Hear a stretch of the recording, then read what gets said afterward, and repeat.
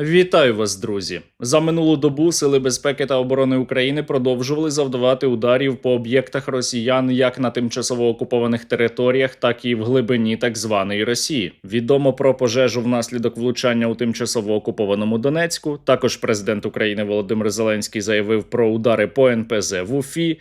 Також Служба безпеки України повідомила про удар по російській авіації на військовому аеродромі Саки у тимчасово окупованому Криму. За попередніми даними, могли бути уражені літаки Су-30 та Су-30СМ. А ще сьогодні вранці вибухи пролунали у місті Пенза, яке також атакували українські дрони. Тут камера лучше.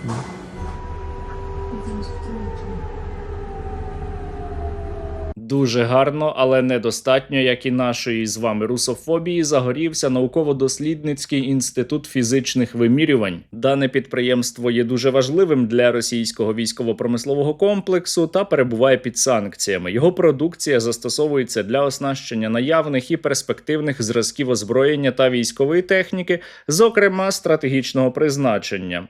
У тому числі міжконтинентальних балістичних ракет «Булава», «Тополь-М», «Сінєва» та ракетних комплексів «Іскандер». Крім того, там виготовляють компоненти для крилатих ракет Х-101 та Х-59 і деякі комплектуючі для літаків Су-34. За 62 года существования здесь разработали более 2000 устройств такого типа. И большая часть из них предназначена для ракетно-космической техники. Я маю припущення, що по цьому підприємству прилетіло, тому що воно входить до ланцюга виробництва ракет «Іскандер», які створюють серйозні проблеми для нашої країни. Були під ударами також і об'єкти енергосистеми у тимчасово окупованому Криму, де ситуація і з електрикою, і з бензином лише погіршується. Отрубили свет в Бахчисарае на весь день абсолютно. Не было света просто сутки. Сегодня я проснулась тоже без света. Нам его включили буквально на 2 часа, и мы опять без света. В общем, света нет, бензина нет. Света нет, и клиентов нет, и персонала нет. Вот вам коллапс, энергокризис.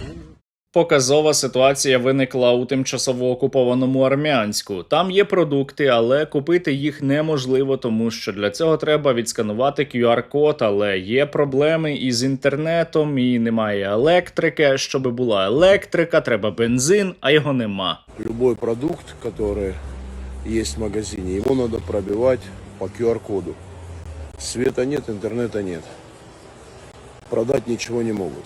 Зараз ціна за російську нафту знизилася майже до того самого рівня, який був до війни у Ірані. Її зараз можна придбати в районі $45 за барель. Проте так звана Росія суттєво нарощує експорт своєї нафти. За тиждень до 28 червня аж 43 російських танкери завантажили понад 32 мільйони барелів нафти проти 28 мільйонів барелів на 38 суднах тижнем раніше. Чи означає це, що росіяни зароблять більше? Зовсім не факт, тому що комуністичний Китай починає купувати менше нафти, а ще такого попиту великого вже зараз немає, як було під час активної фази бойових дій у Ірані. А росіяни змушені експортувати більше нафти, тому що вони не можуть переробляти її у тих обсягах, як було раніше, тому що Україна постійно атакує російські НПЗ. Но понимаете, нас подводит к тому, что эта ситуация делается, это безвыходно. Нас ставят в безвыходную ситуацию. Нас буквально прижимают к стенке. І тому саме час наростити атаки на портову інфраструктуру так званої Росії. Менше експорту нафти і менше її переробки означає закриття свердловин. Нам це потрібно. А ще нам дуже потрібно, щоб ви задонатили на Русоріз. Просто зараз. Навіть якщо це буде 5 або 10 гривень. Маленькі донати – це велика сила. Реквізити, як завжди, в описі. Не забувайте, що кожна гривня, надана для допомоги Силам оборони України, значно допомагає в захисті нашої батьківщини. Ну і вже ж я наполегливо рекомендую підписатися на мій канал, якщо ви цього досі не зробили з якоїсь незрозумілої причини. Паливна криза на так званій Росії наростає. Росіянам доводиться ставати на коліна для того, щоб смоктати бензин. Сосать долго приходится. І я бачив ваші коментарі, дорогі друзі. Ви просили зробити довшу нарізку про те, як росіяни вимагають дати їм бензин і питають, що проїсходить, тому насолоджуйтеся. Тільки заплатіть за цю нарізку донатом на Русоріз. В Москве нет бензина. В Крыму закончился бензин. Нижний Новгород. В Чувашии нет бензина. Дошло и до Благовещенска. И Ростов-на-Дону заправки закрыты. В Таганроге бензина нет. В Турке бензина нет. Иркутск нет бензина. И в Башкирии нет бензина. Я не знаю, где я, где-то под Шереметьевым. Москва, позор. Как мы до такого дожили? Каждый раз у тебя ощущение, что ты проходишь какую-то игру, и уровень становится сложнее. Я полчаса уже катаюсь от заправки к заправке. Стоять час. Я простояла на заправке 2 часа. 7 часов в очереди за бензином. Более 8 часов. 1,5 суток я уже стою с нефти. 4 дня уже бенза нет. Скоро начнется самая страшная бойня. Вот это народ. Вот это герой. Вызывай милицию! Алина, вызывай милицию! Просто месиво. Ну и стояла бы! Очередь живая!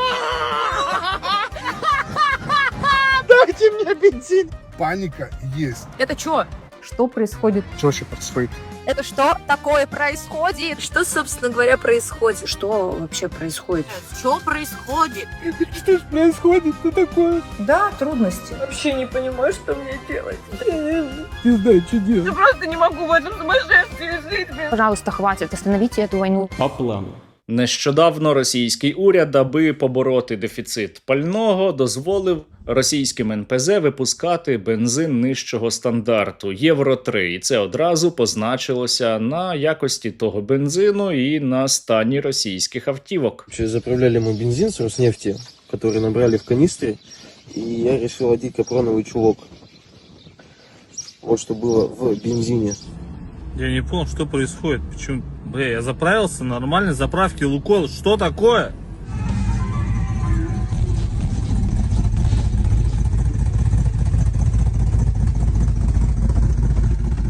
Нещодавно Владимир Путін запевняв росіян, що ситуація із пальним на так званій Росії знаходиться під повним контролем. Усе в порядку, жодного дефіциту немає. Пального стільки ж, скільки і минулого року, і саме тому один із російських губернаторів пропонує дозволяти заправлятися автівкам в залежності від того, що написано на їхніх номерах. В субботу у нас заправляются на заправках машины, начинающиеся, номера которых начинаются с 0 до единицы. На всех заправках и мы снимаем ограничение 30 литров до 50 литров. Мы тем самым в 5 раз снимаем ажиотаж на заправке, и человек с номером машины с 0 до единицы приезжает на заправочную станцию и спокойно себе заправляет. Спеціальна військова операція із дебензинізації так званої Росії триває за планом та чітко за графіком. І чим менше у росіян є бензину, тим більше їх турбують питання війни та миру. Учора голова російського Сбербанку заявив, що він дуже чекає, коли ж нарешті закінчиться війна. І це питання дуже хвилює багатьох інших росіян. І він має рацію. Якщо подивитися, як часто росіяни у Яндексі та у Гуглі запитують, коли закінчиться СВО, то зараз буквально рекорд. Вопрос, когда же закончится СВО? Ну, судячи із настроїв Владимира Путіна, СВО закінчиться разом із так званою Росією. Чим довше війна триває, чим менше бензину, тим частіше можна почути критику російської влади та розповіді про втрати російської армії. Больше 1 миллиона только военных погибло с нашей стороны. Но я надеюсь, что у нас придет понимание тоже, что медведь уже наполовину обескровлен. Останнім часом можна почути і такі відеозвернення, які раніше неможливо було би уявити на так званій Росії. Звернення до Путіна із критикою та вимогами піти геть. Я обращаюсь к Владимиру Владимировичу Путину. Так что собирайтесь, убирайтесь со своего поста. Весь этот дом престарелых должен уже покинуть, так сказать, вершину политического Олимпа в нашей стране и отправиться на свалку історії. Бензиновий дефіцит має чудодійні властивості. Чим довше росіяни стоять у чергах, тим більше у них є часу подумати про те, що відбувається, і завдяки кому. Ну что, кто-то хотел за Плешива голосовать и голосовал, а это было 60% страны. Ну, здорово, проголосовали, молодцы. Теперь у нас нету бензина. Немає бензину, зате є телевізор. Але останнім часом пропаганді із телевізора росіяни також усе менше вірять чомусь. И когда мне в телевизоре орят, я люблю новости смотреть. Да все хорошо, все под контролем. Во-первых, без паники. Мне хочется спросить, ребят, а где та Россия, о которой вы говорите, что все хорошо? Та Росія, у якої усе буде добре, знаходиться у далекому майбутньому. І то не факт, що вона буде існувати, але надія є. За словами іншого росіянина, це може статися тоді, коли Україна переможе. Тому він вболіває за Збройні Сили України. Я хочу, чтобы они победили, потому что только их победа позволит России избавиться от этой болячки, которая она сейчас болеет в виде вот этого вот правительства, которое там сидит. Только слетит власть, и наоборот, страна, наверное, начнет дышать как-то и заживет. До речі, пам'ятаєте, декілька днів тому були новини про реінкарнацію Пригожина, який вимагав зустрічі із Владимиром Путіним та розмови із ним у прямому етері, інакше російська армія повстане? Армия развернет свое оружие против Кремля. Я передаю только сообщение. На жаль, принаймні поки що йому не вдалося передати своє повідомлення Владимиру Путіну, тому що коли він поїхав до Москви, то із ним зник зв'язок, а потім у нього вдома відбулися обшуки. Де зараз оцей повстанець, невідомо. В общем, ситуация такая. Муж вчера уехал на машине в Москву, а Саше пишу. Саша молчит. Ночью приходили полиция, в общем, обыскали дома, наш участок. Зараз Україна буде лише нарощувати свої атаки у глиб так званої Росії. Росіяни, готуючись до нової масованої атаки проти нашої країни, обіцяють величезну помсту. Неизбежно увидим, скажем так, российскую месть, русский ответ на пересечение красных линий, потому что... По-перше, це вже не червоні лінії, а коричневі полоски, а по-друге, у них не вірить навіть Скабєєва. Или демонстрировать, что с Россией так нельзя. Нет ощущения, что мы ждем русскую месть уже почти 5 лет подряд. Пропагандистка, яка свого часу грозилася узяти Київ, зараз із жахом чекає на майбутні українські атаки і сподівається, що вони припиняться ближче до серпня. До августа Украина продолжит забрасывать Россию БПЛА. У мене для неї є чудові новини. Із серпня українські атаки не припиняться. Українські атаки ставатимуть лише масованішими, бо Росія має відповідати за свою агресію. Тобто за нас взялись дуже серйозно, вони нас не вважають побіждаючою стороною. Росіяни мають іще більше відчувати наслідки війни проти України. І змусити їх припинити цю війну можна лише силою. І я дякую вам за те, що ви додаєте сили нашому війську, яке за минулу добу завдяки вам отримало іще 135 нових FPV. Ми спецпідрозділ дякуємо фонду Стерненко за передання нашому екіпажу ці гарні цифрові FPV-перехоплювачі. Захищаємо небо Сумщини, бережемо наших людей. Україна переможе. Бажаю здоров'я. Ми підрозділ Роніни із 65-ї окремої механізованої бригади Великої Луги.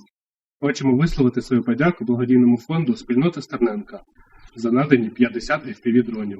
Ці дрони будуть допомагати нам ефективно працювати проти русні на Запорізькому напрямку. Батальйон безпілотних систем «Шершні Довбуша» висловлює подяку фонду Стерненка та його спільноті за ці надані нам FPV-дрони на оптоволокні. Кожен з цих дронів допоможе нам захищати нашу країну. Не забувайте, що кожна гривня, надана для допомоги Силам оборони України, значно допомагає в захисті нашої батьківщини. Дякую вам. Слава Україні! Героям слава! На жаль, я не можу казати, що нам із вами стане легше, але росіянам буде важче однозначно. Росіяни будуть отримувати нові і нові удари, які зрештою поставлять їхню недокраїну на межу існування. І щоб це сталося якнайшвидше, будьте у війську або для війська та максимально допомагайте силам безпеки та оборони України.